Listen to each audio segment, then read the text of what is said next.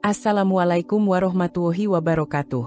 Selamat datang di Medialog, tempat di mana kita mengupas kisah-kisah rumah tangga yang penuh warna. Jangan lupa untuk like, subscribe, dan nyalakan lonceng notifikasinya, supaya kamu nggak ketinggalan cerita-cerita menarik lainnya. Kalau kamu punya pengalaman atau kisah rumah tangga yang ingin dibagikan, tuliskan saja di kolom komentar. Siapa tahu, kisahmu bisa menginspirasi banyak orang. Arman dan Maya telah mengarungi bahtera pernikahan selama 10 tahun. Pada awalnya, kehidupan pernikahan mereka dipenuhi tawa dan cinta yang menghangatkan. Mereka sering menghabiskan malam dengan obrolan ringan di balkon rumah, saling bercerita tentang mimpi-mimpi mereka, serta harapan akan keluarga kecil yang bahagia. Namun, seiring berjalannya waktu, sesuatu mulai berubah. Tahun demi tahun berlalu tanpa hadirnya seorang anak di tengah mereka. Awalnya, mereka berusaha saling menguatkan. Maya meyakinkan Arman bahwa semua akan baik-baik saja, bahwa mereka hanya perlu bersabar. Arman, dengan senyumnya yang lembut, selalu berkata, "Kita jalani saja, yang penting kita bersama." Tapi kesabaran itu tidaklah abadi. Di tahun ke-6 pernikahan mereka, Maya mulai tenggelam dalam pekerjaannya sebagai seorang desainer interior. Kesibukan membuatnya sering pulang larut malam, bahkan di akhir pekan. Sementara itu, Arman, yang bekerja sebagai manajer di sebuah perusahaan, merasa waktu untuk mereka berdua semakin menipis. Malam-malam yang dulunya hangat kini terasa dingin. Obrolan ringan berganti menjadi percakapan formal, yang hanya berisi rutinitas. Arman sering merasa rindu pada Maya yang dulu, wanita yang selalu membawa senyuman dalam setiap harinya, yang tidak pernah lupa menanyakan kabar dan menyemangati saat ia lelah. Kini, Maya lebih sering tenggelam dalam layar laptopnya, bahkan di rumah. Rutinitas yang monoton semakin memperparah keadaan. Setiap pagi terasa seperti pengulangan. Sarapan yang sunyi, kerja masing-masing, lalu pulang dengan jarak yang tak kasat mata. Tak jarang, Arman mencoba memulai percakapan, tapi hanya dijawab singkat oleh Maya. "Bagaimana kalau kita ambil cuti dan liburan?" usul Arman suatu malam. Maya hanya menggeleng sambil mengetik di laptopnya. "Aku sedang ada proyek besar. Mungkin nanti setelah ini selesai." "Nanti?" Arman tersenyum pahit. Kata itu sudah sering ia dengar. Tapi, nanti, selalu berujung pada tidak pernah. Keheningan mulai menjadi tamu tetap dalam rumah mereka. Meski tidak pernah ada pertengkaran besar, tetapi jarak yang tak terlihat itu semakin nyata. Dan di tengah semua itu, harapan yang pernah mereka genggam bersama perlahan mulai memudar. Rumah yang selama ini terasa sunyi perlahan mulai berubah sejak kehadiran Nadia, keponakan Maya yang baru saja diterima di salah satu universitas ternama di kota. Gadis berusia 19 tahun itu penuh semangat, dengan tawa riang yang seperti membawa kehidupan baru ke dalam rumah Maya dan Arman. Awalnya, Nadia sedikit ragu untuk tinggal bersama tantenya. "Nggak merepotkan, kan, Tante?" tanya Nadia saat pertama kali membawa koper besarnya ke ruang tamu. "Tentu saja tidak, Nadia," Maya menjawab dengan antusias, sambil membantu keponakannya itu mengatur barang-barangnya. "Malah Tante senang, akhirnya ada teman di rumah ini." Arman, yang mendengar percakapan itu dari ruang kerja, hanya tersenyum kecil. Ia tidak terlalu memikirkan kehadiran Nadia, tetapi di sisi lain, ia merasa sedikit lega karena mungkin suasana rumah yang kaku selama ini akan berubah. Hari-hari berikutnya, kehadiran Nadia benar-benar membawa warna baru. Gadis itu selalu berbicara dengan ceria, membawa cerita dari kampus, teman-teman barunya, atau sekadar hal-hal kecil yang ditemuinya di perjalanan. Maya, yang biasanya tenggelam dalam pekerjaan, kini terlihat lebih sering tertawa. Mereka sering menghabiskan waktu bersama di dapur, mencoba resep-resep baru atau sekadar mengobrol sambil minum teh. Tante, aku masak pasta ini loh, tapi maaf ya kalau kurang enak," kata Nadia suatu malam sambil menyajikan sepiring pasta. "Kurang enak apanya?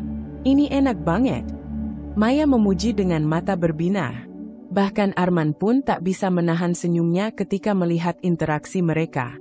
Ia mulai merasa bahwa kehadiran Nadia bukan hanya menyenangkan bagi Maya, tetapi juga membawa kehangatan yang perlahan mengisi celah di antara dirinya dan istrinya. Nadia, dengan caranya sendiri, sering mencoba melibatkan Arman dalam percakapan ringan. "Om Arman, gimana sih rasanya kerja di perusahaan besar? Seru nggak?" tanya Nadia sambil menaruh secangkir kopi di depan pria itu. "Seru kalau ada waktu buat istirahat," jawab Arman sambil tersenyum kecil. Percakapan itu mungkin sederhana, tetapi perlahan membuat Arman merasa lebih dihargai. Nadia tidak hanya menjadi teman bagi Maya, tetapi juga sosok muda yang membawa energi positif bagi mereka berdua. Namun, di balik semua itu, kehadiran Nadia juga membuat Arman mulai melihat sesuatu yang berbeda. Tawa Maya yang ceria saat bersama Nadia adalah tawa yang sudah lama tidak ia lihat. Ia mulai bertanya-tanya, apakah ada cara agar ia bisa kembali dekat dengan istrinya seperti dulu? Sementara itu, Maya merasa kehadiran Nadia adalah berkah. Kehidupan yang monoton dan penuh tekanan kini terasa lebih ringan. Setiap kali Nadia bercerita tentang impiannya, tentang masa depannya yang penuh harapan, Maya seolah mendapat suntikan semangat untuk menjalani hari-harinya. "Nadia benar-benar seperti angin segar," ujar Maya suatu malam kepada Arman. Arman hanya mengangguk, tetapi dalam hatinya, ia bertanya-tanya, apakah angin segar itu akan cukup untuk menyembuhkan retakan yang selama ini ada di antara mereka. Nadia, dengan caranya yang tulus dan ceria, semakin menjadi bagian tak terpisahkan dalam kehidupan Arman dan Maya. Meski sibuk dengan jadwal kuliahnya, Nadia selalu meluangkan waktu untuk membantu Maya di rumah. Dari menyiapkan sarapan hingga mendengarkan cerita-cerita Maya tentang pekerjaannya, Nadia selalu hadir dengan antusiasme yang menular. "Tante, gimana kalau kita ubah dekorasi ruang tamu ini, biar lebih segar?" usul Nadia suatu sore sambil memindahkan vas bunga. Maya tertawa kecil. "Kamu benar-benar kreatif. Kalau saja aku punya waktu lebih, mungkin rumah ini bisa lebih menarik seperti idemu." Mereka pun menghabiskan waktu bersama untuk mendekor ulang, tertawa saat memasang tirai yang terlalu panjang, atau ketika Nadia menjatuhkan bantal sofa karena terlalu bersemangat. Kehadiran Nadia seperti menyulut kembali semangat Maya yang lama meredup. Namun, di sisi lain, Nadia juga sering meluangkan waktu bersama Arman, terutama saat Maya tenggelam dalam pekerjaannya. Gadis itu tidak pernah canggung untuk membantu hal-hal kecil. "Om, aku bantu potong sayur ya," ujar Nadia suatu malam saat Arman mencoba memasak makan malam. "Boleh, tapi hati-hati jarinya," jawab Arman sambil tersenyum. Obrolan ringan sering terjadi di antara mereka. Nadia, dengan penasaran khas anak muda, sering bertanya tentang pekerjaan atau pengalaman hidup Arman. "Om, pernah nggak punya impian yang rasanya terlalu besar untuk dicapai?" Nadia bertanya sambil menatap serius, sesuatu yang jarang ia tunjukkan. Arman terdiam sejenak, lalu menjawab, "Pernah. Tapi kalau kamu percaya dan mau berusaha, mimpi itu nggak akan pernah terlalu besar." Percakapan semacam itu, meski sederhana, menciptakan koneksi yang tidak ia duga sebelumnya. Arman merasa nyaman berbicara dengan Nadia, sesuatu yang selama ini sulit ia rasakan bahkan dengan Maya. Nadia juga tidak ragu menunjukkan perhatian kecil pada Arman. Ketika ia melihat Arman terlihat lelah setelah bekerja, ia akan membuatkan secangkir teh atau mengajaknya berbincang untuk meringankan beban pikirannya. "Om, coba lihat bintang malam ini. Bagus banget," ujar Nadia suatu malam sambil berdiri di balkon. Arman, meski awalnya ragu, ikut berdiri di sebelah Nadia. Keduanya terdiam, menikmati keindahan langit malam. "Kadang, hal kecil seperti ini bikin kita lupa sama tekanan hidup ya, Om," ujar Nadia sambil tersenyum. Arman hanya mengangguk, tapi di dalam hatinya ia merasa ada sesuatu yang berubah.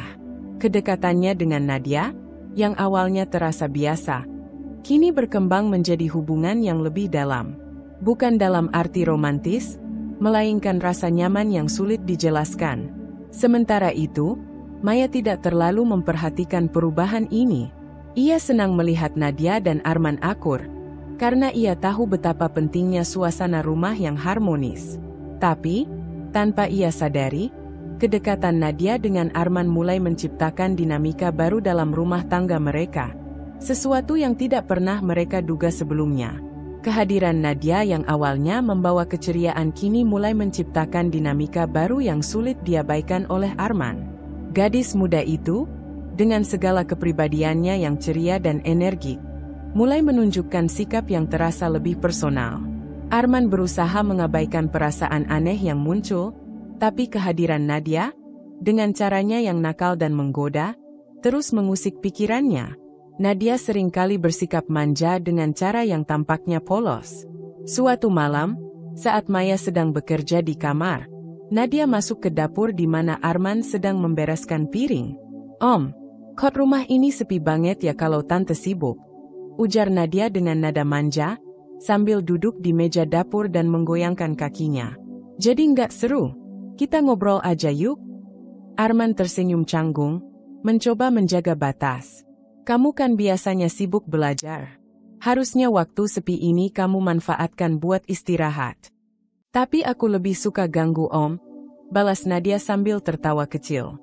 Gadis itu mulai sering menciptakan situasi yang membuat Arman merasa tidak nyaman.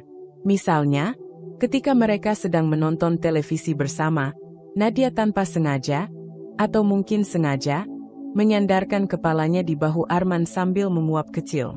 "Om, bahu Om nyaman banget. Kalau aku ketiduran, jangan dipindahin ya," katanya dengan nada menggoda. Arman merasakan jantungnya berdebar lebih kencang, tapi ia hanya meneguk ludah dan menjawab singkat, "Nadia, nanti Tante Maya lihat, loh." Namun, yang paling membuat Arman mulai merasa terganggu adalah sikap Nadia yang semakin berani dalam interaksi sehari-hari. Gadis itu sering mengenakan pakaian kasual seperti kaos longgar dan celana pendek, yang membuat Arman harus mengalihkan pandangan agar tidak terlihat memperhatikan. Suatu kali, Nadia bahkan mendekatinya dengan ekspresi yang sulit diartikan. "Om Arman, menurut Om aku cantik nggak?" tanya Nadia tiba-tiba, sambil berdiri di dekat pintu ruang kerja Arman. Pertanyaan itu membuat Arman terdiam sejenak. "Kamu masih muda, Nadia. Cantik, pasti. Tapi pertanyaan itu lebih cocok buat teman-teman sebayamu." Nadia hanya tersenyum, tapi ada kilatan nakal di matanya. "Masa sih? Tapi menurutku, pendapat Om lebih penting." Arman merasa seperti terjebak dalam perangkap yang tidak ia sadari sebelumnya. Setiap perhatian kecil dari Nadia kini terasa seperti sinyal. Meskipun ia tidak bisa memastikan apakah gadis itu melakukannya dengan sengaja atau hanya sikap alaminya yang memang ceria. Rasa bersalah mulai menghantui Arman. Ia mencintai Maya, tapi di sisi lain, kehadiran Nadia yang penuh energi muda membuatnya merasa tergoda. Ia mencoba menjauh, namun Nadia selalu punya cara untuk mendekat. "Om, aku nggak bisa buka toples ini. Tolong dong," pinta Nadia suatu hari sambil mendekati Arman dengan wajah memelas. Arman mengambil toples itu, lalu membukanya dengan mudah. "Tuh, sudah." Namun, saat ia hendak menyerahkan toples itu kembali, jari mereka bersentuhan. Nadia menatapnya sejenak, terlalu lama untuk dianggap kebetulan. "Terima kasih, Om," katanya dengan suara pelan, lalu beranjak pergi dengan senyum kecil di wajahnya. Arman merasa dadanya semakin sesak. Hubungan yang seharusnya biasa kini dipenuhi ketegangan yang sulit dijelaskan. Ia tahu ia harus menjauh, tapi semakin ia mencoba, semakin sulit baginya untuk mengabaikan keberadaan Nadia. Maya mulai menyadari sesuatu yang berbeda pada Arman.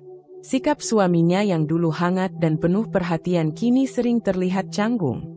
Setiap kali mereka berbicara, Maya merasa ada jarak tak kasat mata yang memisahkan mereka. Arman sering terlihat gelisah, seolah memendam sesuatu yang sulit diungkapkan. Di meja makan, suasana yang dulu akrab kini lebih sering sunyi. Nadia, dengan keceriaannya, masih seperti biasa. Dia berbicara antusias tentang kehidupan kampus, teman-temannya, atau rencana-rencana kecilnya. Namun, Maya merasa Arman tidak lagi merespon dengan sepenuh hati. "Mas, tadi Nadia cerita lucu." "Loh, kamu nggak dengar ya?" tanya Maya suatu malam sambil tersenyum kecil, berusaha mencairkan suasana. "Oh, iya lucu," jawab Arman singkat sambil menunduk, sibuk dengan makanannya. Maya mencoba mengabaikan perasaan aneh yang muncul. Ia meyakinkan dirinya bahwa ini hanya efek dari kelelahan kerja. Namun, keresahan itu terus menghantui pikirannya. Ketika malam tiba, Maya mencoba membuka obrolan dengan Arman di kamar mereka. Ia duduk di tepi ranjang, memandang suaminya yang terlihat tenggelam dalam pikirannya. "Mas, akhir-akhir ini kamu kelihatan gak seperti biasanya. Ada yang kamu pikirkan?" tanya Maya lembut. Arman mengangkat wajahnya, lalu tersenyum tipis. "Gak ada apa-apa, Colt. Mungkin aku cuma capek." Maya mengangguk, meskipun ia tahu jawaban itu terasa hambar. Suaminya yang dulu terbuka dan jujur kini terasa lebih tertutup. Namun, Maya tidak ingin memaksa. Keresahan Maya semakin menjadi ketika ia melihat Arman dan Nadia beberapa kali terlibat dalam percakapan yang tampaknya akrab. Tidak ada yang mencurigakan, tetapi ada sesuatu dalam tatapan Arman yang terasa berbeda. Suatu sore, saat Maya pulang lebih awal dari biasanya, ia melihat Arman dan Nadia di dapur. Nadia sedang tertawa, sementara Arman berdiri di sebelahnya dengan ekspresi yang sulit ditebak. Maya berhenti di ambang pintu, memperhatikan mereka sejenak sebelum akhirnya melangkah masuk. "Apa yang kalian lakukan?" tanyanya dengan nada ringan, meskipun dalam hatinya ada rasa tidak nyaman yang mulai tumbuh. "Oh, Tante, aku cuma ngajarin Om masak sup favoritku. Om ternyata jago masak juga." "Loh?" jawab Nadia sambil tersenyum lebar. Arman segera beranjak menjauh. "Cuma iseng aja, Ma. Kamu mau coba?" tanyanya sambil menatap Maya sekilas, lalu kembali sibuk dengan panci di depannya.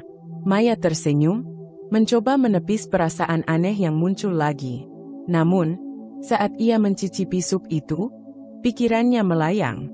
Ada sesuatu di balik keramahan Nadia yang terasa terlalu dekat. Malam itu, suasana rumah terasa hening.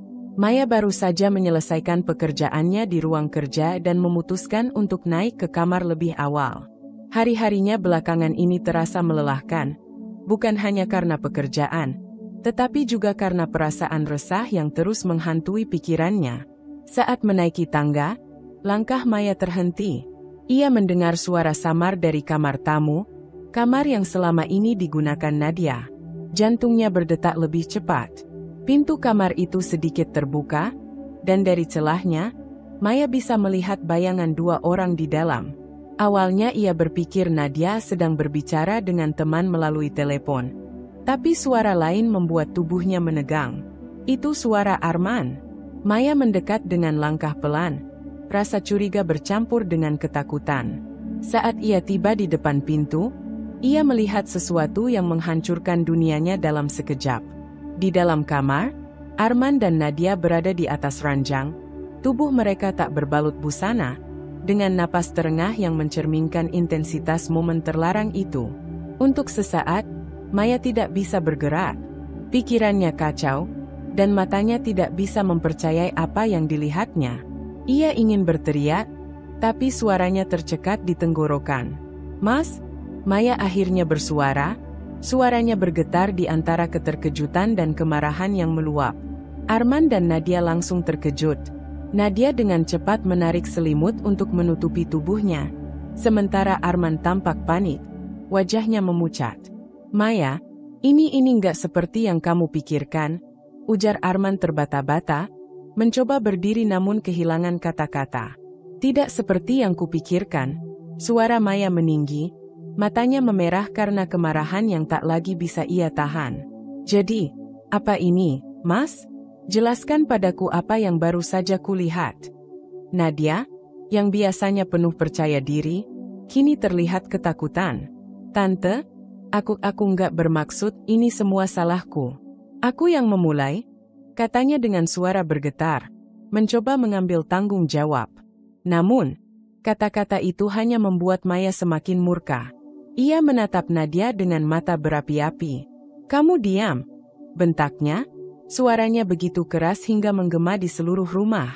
"Aku menerima kamu di rumah ini, memperlakukanmu seperti keluarga, dan ini balasanmu." Arman mencoba mendekati Maya, tetapi ia mundur dengan cepat, seolah keberadaan suaminya kini membuatnya jijik. Air mata mulai mengalir di pipi Maya, tetapi tidak ada yang berani mendekat. Nadia hanya menunduk, sementara Arman terlihat seperti orang yang kehilangan semua kata.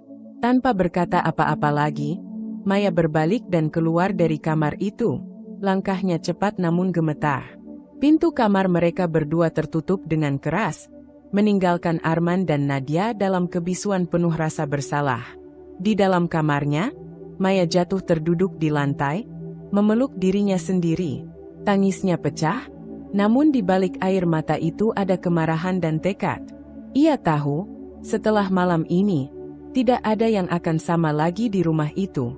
Maya duduk diam di sudut kamar, punggungnya bersandar di dinding yang dingin. Matanya merah dan bengkak akibat tangis yang tak kunjung reda sejak malam sebelumnya. Kamar yang biasanya menjadi tempatnya merasa aman kini terasa kosong, hampa, dan penuh kenangan pahit. Ia menatap cermin di depannya, melihat bayangan dirinya yang lelah, seorang wanita yang selama ini mencurahkan segalanya untuk keluarga, hanya untuk dikhianati oleh dua orang yang paling ia percayai. Pagi itu, Maya masih mendengar suara langkah kaki Arman di luar kamar. Nadia tidak terlihat, mungkin ia memilih mengurung diri di kamarnya sendiri, menyadari apa yang telah ia lakukan. Namun, Maya tidak peduli. Rasa sakit yang memenuhi dadanya terlalu besar untuk dipikirkan lebih jauh. Maya memejamkan mata, mengingat kembali semua momen indah yang pernah ia lalui bersama Arman. Mereka pernah menjadi pasangan yang saling mendukung, saling mencintai tanpa syarat. Ia mengingat malam-malam penuh canda, perbincangan panjang di bawah langit berbintang, dan janji-janji yang kini terasa seperti kebohongan belaka. "Kenapa, Mas?" gumamnya pelan, pertanyaan yang ia lontarkan kepada dirinya sendiri. "Apa yang kurang dariku? Apa aku tidak cukup?" Setiap kali ia mencoba mencari alasan, pikirannya kembali pada gambaran Nadia, sosok keponakannya yang dulu ia anggap sebagai pelipur lara. Maya teringat bagaimana ia dengan senang hati menyambut Nadia ke rumah ini, berpikir bahwa kehadirannya akan membawa kebahagiaan. Ia tidak pernah membayangkan gadis itu akan menjadi duri dalam hidupnya. Emosi Maya naik turun seperti badai. Ada saat ia ingin menangis sejadi-jadinya, meratapi nasib buruk yang menimpanya. Namun, ada pula momen ketika kemarahan membakar dadanya, membuatnya ingin melemparkan semua barang di kamar, menghancurkan apapun yang ada di hadapannya.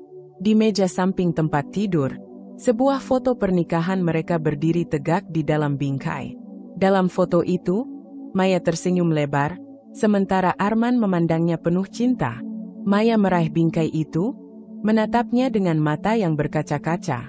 Dengan satu gerakan penuh emosi, Maya melempar bingkai itu ke lantai. Kaca bingkai pecah berkeping-keping, sama seperti hatinya. Namun, alih-alih merasa lega, suara pecahan kaca itu justru membuat air matanya kembali mengalir deras. Hari itu, Maya tidak keluar dari kamarnya. Ia menolak berbicara dengan siapapun, termasuk Arman. Berkali-kali ia mendengar ketukan pelan di pintu. "Maya, aku mau bicara." Suara Arman terdengar dari balik pintu, penuh rasa bersalah. Namun Maya tidak merespon. Ia hanya memeluk lututnya, berharap suara itu hilang. Sama seperti kehadiran Arman yang kini tidak lagi ia butuhkan. Nadia juga tidak berani mendekat. Gadis itu seperti bayang-bayang yang lenyap di tengah rasa bersalah. Maya merasa dikhianati, tidak hanya sebagai seorang istri, tetapi juga sebagai seorang tante yang telah mempercayai keponakannya sepenuh hati. Di tengah kehancuran itu, Maya tahu ia harus membuat keputusan. Namun, setiap pilihan terasa berat. Apakah ia harus meninggalkan semuanya, atau ia akan tetap bertahan? meski hatinya telah hancur? 2 hari setelah kejadian yang mengguncang rumah itu, Maya akhirnya keluar dari kamarnya. Dengan langkah tegas, ia menuju ruang tamu, di mana Arman dan Nadia sedang duduk terpisah, masing-masing terdiam seperti 2 orang asing. Wajah Nadia tampak tegang, sementara Arman terlihat lesu, seperti kehilangan semua energinya. "Kita perlu bicara," kata Maya dingin, memandang mereka berdua. Arman hanya menunduk tanpa berani menatap istrinya, sementara Nadia terlihat ragu. Gadis itu akhirnya berdiri, menatap Maya dengan wajah penuh rasa bersalah. "Tante, aku tahu aku salah," kata Nadia pelan, suaranya bergetar. "Tapi aku nggak tahu harus bagaimana, semuanya terjadi begitu saja." Maya memandang Nadia tajam, tidak membiarkan gadis itu menghindari tanggung jawab. "Begitu saja? Maksudmu? Kamu tidak sadar apa yang sedang kamu lakukan? Kamu masuk ke rumah ini. Aku menerima kamu dengan tangan terbuka. Lalu ini yang kamu lakukan?" Nadia mencoba menahan air matanya. "Tante, aku bingung. Aku nggak pernah berniat seperti ini. Awalnya aku cuma ingin dekat dengan Om Arman karena dia baik dan perhatian. Tapi lama-lama aku nggak tahu, Tante. Aku nggak bisa menghentikan perasaanku." "Perasaanmu?" Suara Maya meninggi, amarahnya tak lagi bisa ia tahan. "Kamu menyebut ini perasaan? Ini bukan cinta, Nadia. Ini penghancuran." Nadia menangis, memegangi tangannya sendiri seolah mencari perlindungan. "Aku tahu aku salah, Tante. Tapi aku nggak tahu kenapa aku sampai sejauh ini. Aku cuma merasa di rumah ini, Om Arman adalah satu-satunya orang yang peduli sama aku." Maya tertawa sinis, air matanya jatuh bersamaan dengan tawa pahit itu. "Kamu merasa dia peduli? Aku sudah melakukan segalanya untukmu, Nadia. Aku mencintaimu seperti anakku sendiri, dan kamu balas aku seperti ini." Nadia hanya bisa menangis. Ia tidak lagi memiliki kata-kata untuk membela diri. Arman akhirnya angkat bicara.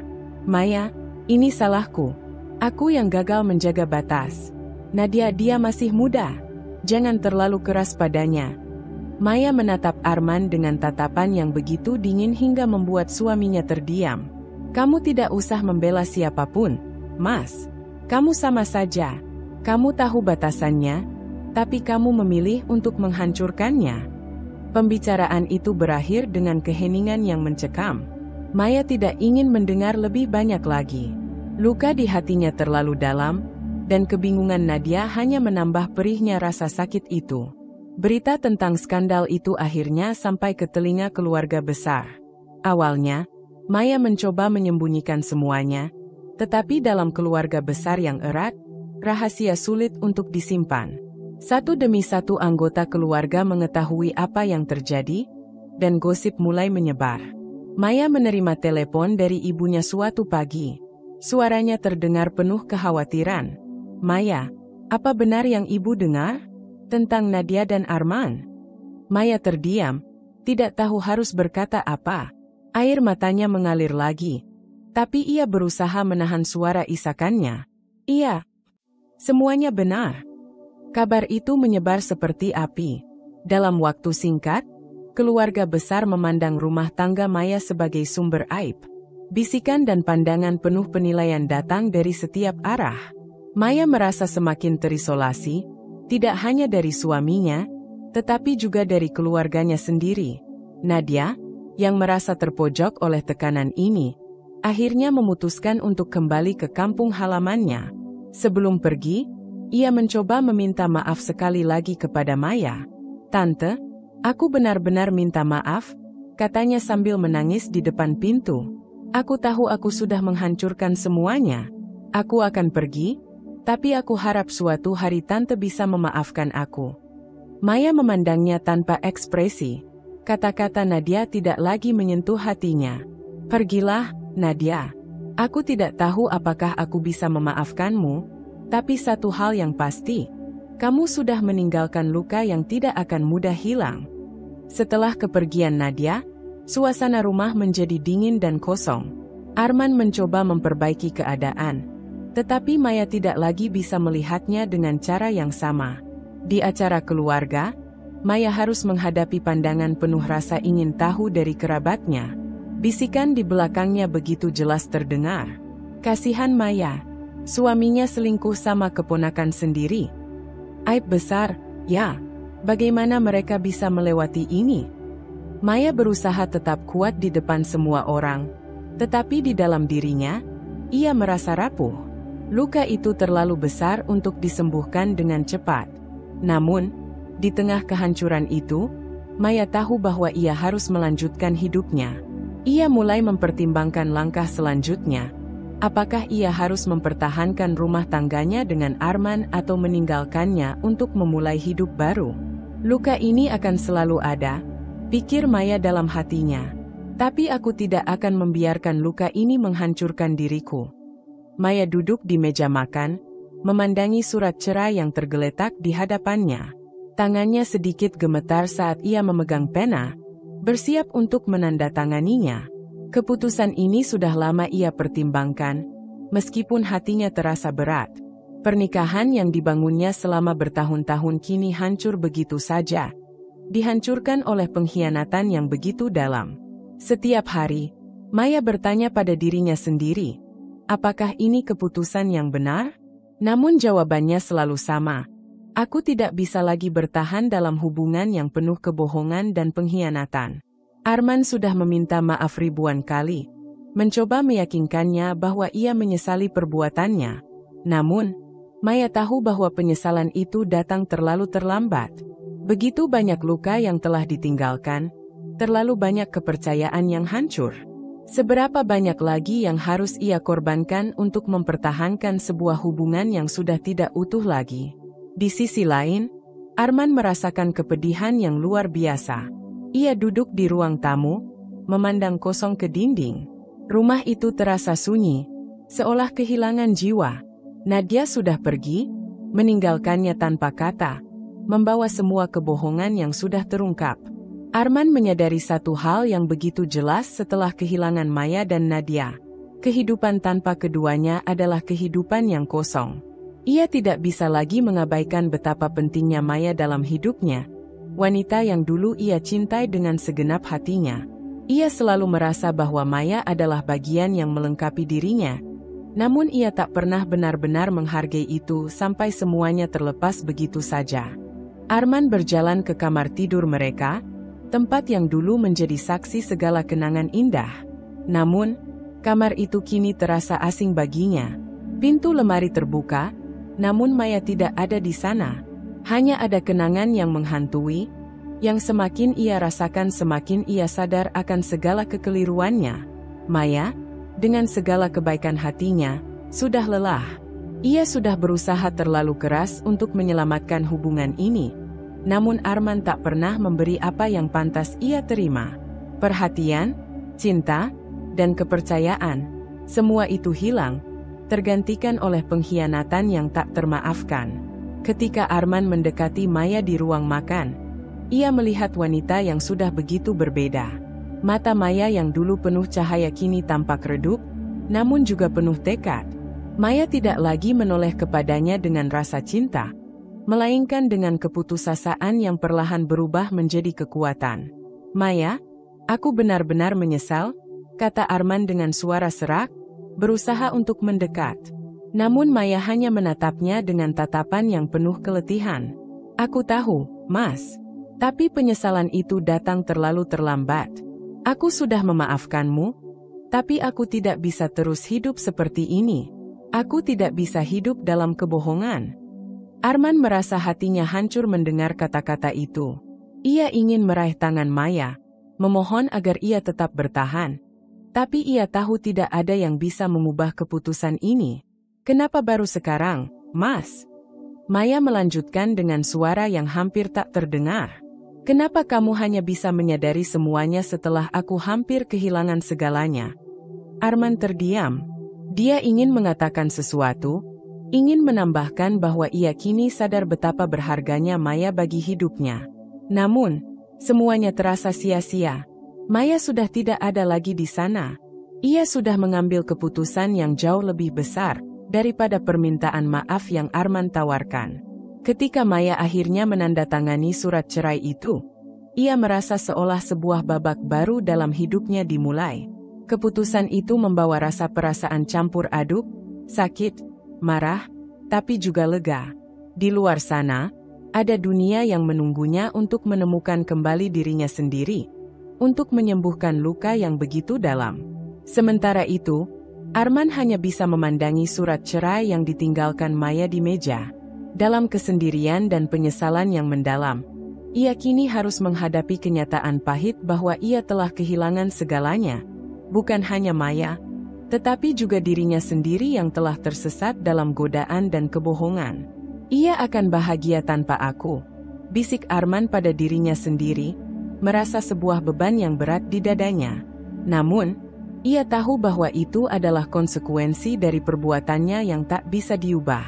Arman sekarang memahami betapa kehadiran Maya selama ini adalah pelengkap hidupnya. Namun, dia tidak lagi berhak untuk merasakannya. Beberapa bulan telah berlalu sejak perceraiannya dengan Maya, tetapi Arman merasa seolah waktu berhenti. Setiap pagi yang ia hadapi terasa seperti rutinitas tanpa makna, seakan dunia di sekelilingnya bergerak sementara dirinya tetap terperangkap dalam kehampaan yang tak bisa dijelaskan. Ia bangun dari tiduran kosong, melangkah ke ruang tamu yang kini terasa begitu asing, dan duduk di kursi yang dulu pernah ditempati Maya. Rumah yang dulu penuh dengan tawa dan percakapan kini terasa sunyi. Hanya ada suara detakan jam dinding yang terdengar begitu keras, menandakan bahwa waktu terus berlalu meskipun ia tidak bisa bergerak maju.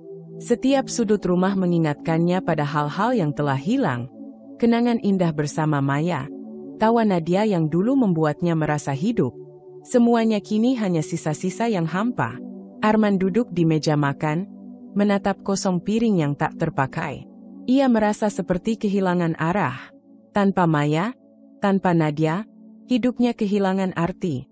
Ia memandangi foto pernikahan mereka yang tergeletak di sudut meja. Bingkai yang dulu selalu dihiasi dengan senyuman kebahagiaan, kini pecah dan penuh dengan kenangan pahit. "Kenapa aku bodoh?" bisiknya, suara seraknya hampir tak terdengar. "Kenapa aku tidak bisa melihat apa yang aku miliki sampai semuanya hilang?" Malam-malamnya semakin panjang dan berat. Arman merasa gelisah, pikirannya terus dihantui dengan kenangan tentang Maya. Ia mulai merasa dirinya semakin terisolasi dari dunia luar, bahkan berusaha menghindari pertemuan dengan teman-temannya. Mereka yang dulu menemani tertawa kini seolah menjadi sosok asing baginya. Arman tidak bisa lagi berbicara dengan mereka, tidak ada lagi topik yang bisa ia bicarakan selain kegagalannya. Pikiran-pikiran gelap mulai menguasai dirinya. Ia merasa terperangkap dalam penyesalan yang tiada akhir. Meskipun ia mencoba untuk menghibur dirinya dengan pekerjaan, kesibukan itu hanya mengisi kekosongan sesaat, tidak lebih. Setiap detik terasa seperti beban yang semakin berat. Suatu malam, setelah beberapa gelas alkohol yang ia teguk, Arman terjatuh ke lantai. Wajahnya basah oleh air mata yang terus mengalir tanpa bisa ia tahan. "Aku pantas merasakannya," pikirnya. "Aku pantas merasakan ini. Aku telah menghancurkan hidup orang yang kucintai." Di tengah keterpurukannya, Arman terbangun dari tidur yang tidak menyejukkan. Ia merasa seperti berada dalam lubang hitam yang dalam. Setiap langkah yang ia ambil membawa lebih banyak keputusasaan. Pikiran tentang Maya, tentang bagaimana ia telah menghancurkan segala yang ia punya, semakin menguasai dirinya. Ia tahu tak ada jalan untuk kembali. Perlahan, Arman mulai menyadari bahwa penyesalannya tidak akan mengembalikan apa yang telah hilang. Maya sudah pergi, Nadia juga tidak pernah kembali, dan sekarang ia hanya bisa merasakan kehampaan yang mendalam. Ia merindukan semua yang ia pernah abaikan. Kehadiran Maya yang penuh kasih, tawa kecil Nadia, bahkan rutinitas sehari-hari yang dulunya terasa membosankan kini menjadi kenangan yang sangat ia rindukan. Namun, penyesalan itu terlalu besar untuk ditanggung sendiri. Arman merasa seolah dirinya kehilangan pijakan, tenggelam dalam rasa bersalah yang semakin mencekam. Ia tidak tahu harus berbuat apa lagi, Selain merasakan kosong yang melanda jiwanya, malam itu, setelah berjam-jam termenung di depan jendela, Arman akhirnya membuat keputusan yang paling berat dalam hidupnya. Ia harus mencari pertolongan. Meski perasaan itu datang terlambat, ia tahu ia tidak bisa terus berlarut dalam kesedihan ini. Arman ingin sembuh, ingin kembali menemukan dirinya. Meskipun ia sadar, proses itu akan panjang dan sulit. Namun, di dalam hatinya, ia tahu satu hal, penyesalan yang begitu dalam memang bisa mengubah seseorang. Tetapi perubahan itu harus dimulai dari dirinya sendiri. Arman harus belajar hidup dengan luka-luka yang ia buat, untuk akhirnya menemukan jalan keluar dari kehampaan yang mencekam.